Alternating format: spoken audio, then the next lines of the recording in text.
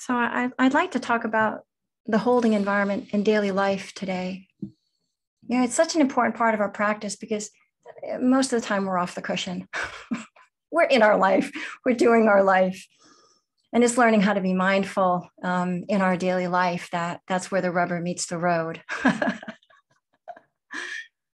Oh my. And we're learning how to create our own holding environments, right? We're learning how to do that, learning what it is we need, and we're learning how to steady ourselves when the seas are up. So with time and with practice, this repetition, we over time learn how to develop a certain kind of stability, a certain kind of groundedness, a certain quality of open-heartedness, right? The heart-mind, a heart-mind of metta karuna, a heart-mind of friendly, caring attention, and a body posture that is the expression of that. That is actually what we're going for, an embodied expression of caring attention, right? And we're learning how to do that regardless of what is present, ultimately, regardless of what is present. But we have to be patient and take the long view with that because that's a long road, right? Regardless of what is present. We get knocked around all the time. So this repetition, again, in learning how to set up the practice and then learning how to stabilize the foundation is what becomes essential for our practice to develop. None of us are there yet, right? We are all students training our hearts to be wiser and kinder and steadier. Let yourselves practice. It's messy business on the cushion and messy business off the cushion, right? And for sure, we need one another. We need one another to support ourselves when the seas are up, when the practice is hard. So formal practice, you know, like coming together as we do, first and foremost, what that does is that puts a stake in the ground.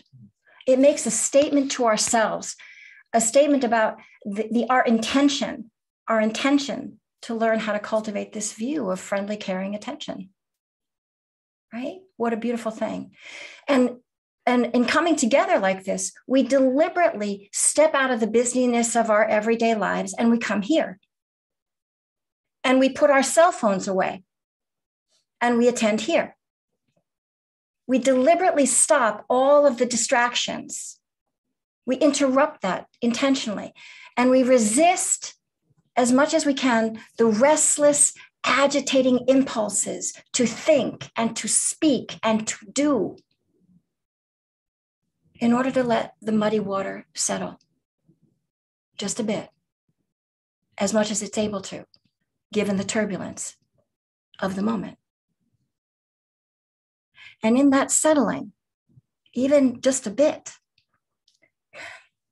in the creating of a space like this, where we come together and deliberately set up a time and a space, we are doing that. We create the time and the space to begin to see with a little bit more clarity what is going on, and to feel with a little bit more clarity what is going on. And then to learn how to work with the fire that is really present, but learn how to also not add another log on the fire. That's one of Bill's favorite expressions. Let's not add another log on the fire. But it takes practice, right? Because our habit is actually when an emotion is up, whether if it's anger or depression, we need only think about that and we're feeding the fire, the very same train of thought that we're trying to get away from, we're feeding it. All visitors are going to come to pass through the holding environment of our guest house, all visitors when we're in formal sitting practice. And in, again, the space of this very deliberate time, we get a chance to meet them and learn how to greet them, learn how to welcome them into our guest house. And from there, we learn from them what they need to settle down. It's not Susan manhandling them. It's Susan gently tuning in when sadness is really present and just letting it be there. And Susan just learning how to put her needs aside, and mindfulness sitting down right next to that sadness and feeling what it needs. That's the kindness. These visitations on the cushion, they're great practice for our encounters with all of this stuff off of the cushion, because for sure we will be knocked around by the unbidden, inconvenient times when these visitors come to greet us. We have no idea when they're going to knock on our door, right? No idea. And when they come, we have to learn how to steady ourselves in their presence. That's what we're trying to do. And recognize it's never a good time when these visitors come.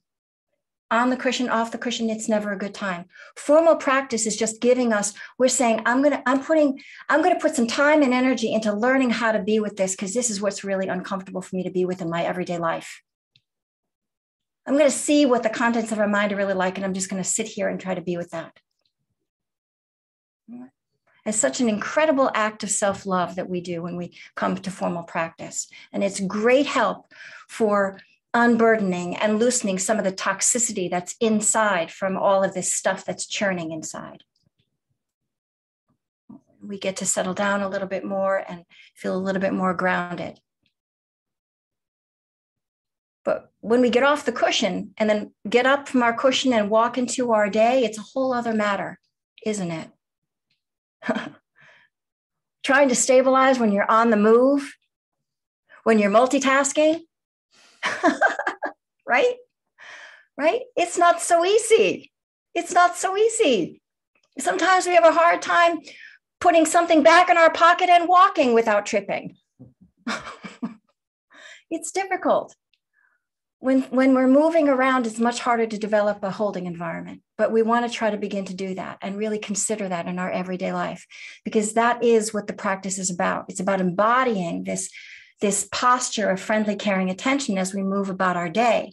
So I think about daily practice as much more like opening night at an improv club, right? There's no dress rehearsal. You have no idea. It's completely unscripted. And you're just trying to figure out, how do I work with this? Right? And how would I work with this? With some measure of wise, caring attention. Well, that's a feat, right? A lot of wobbling there. A lot of wobbling. One of my students years ago now brought me Weebles. I would talk about wobbling all the time, how we wobble in and out of mindfulness. We wobble in and out of the self view. And I was talking about Weebles, how Weebles wobble, but they don't fall down. And she got me a Weeble. And this to me is like the epitome of what's going on all day long. We're moving in and out of a self view, out of a mindful view all day long. Can we notice that?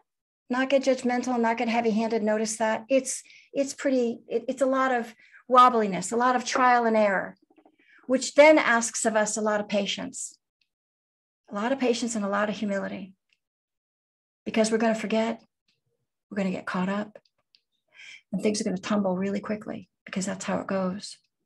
And we want to notice this. As quickly as we can, notice.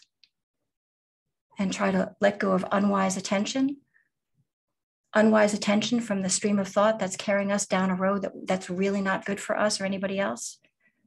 Unhook from that, take a breath, come on back in, tether the breath to the body to the ground, right? And begin again. Just as we do when you first take your seat on the cushion. We try to open up the body. We try to let go of the distractions of our everyday mind, and we try to come into a certain quality of presence, a presence that is caring, that is friendly, that is decidedly not Susan Morgan saying, I like this and I don't like that, but more this friendly, caring attention saying, how is it in here? Right? Well, in everyday life, we don't have a lot of time to do that. So as quickly as you can notice when you're like moving about your day and you're like caught up in some negative stream of thought, how quickly can you see that? That in and of itself is a practice. Good job every time you see that. Every time you see that, give yourself a star, then count your stars at night. by the way, like you're counting sheep. That's good work. But you notice that. Withdraw unwise attention and you come back in here. Ground and breathe. Let go of the spin of the mind. Just stay in the body and try to restabilize again. Steady the foundation. That is what a holding environment is. That is what the first posture of meditation is. We are stabilizing a posture. Let me steady the body. Let me open up breathing. Let me get out of Susan's narrative and let me get into something that feels a little bit friendlier and a little bit wiser and a little kinder. And let me look. Let me feel. Let me adjust accordingly. Let me let the body move as it needs to move, to air it out, to open it up, to let go of the detritus, to let go of the toxicity, to let go of what is unnecessary. How kind that is. And as we do that, what starts to happen is the rattle first is what appears. As the rattle begins to settle down, we start to feel a little bit more ease. Now give a little bit more attention to the ease. Now give a lot more attention, full attention to the ease, and come into the holding environment. Feel the quality of holding and stay there. From that side of things, oh, holding this rattle. Oh, but the holding. Oh, feel the ease of that.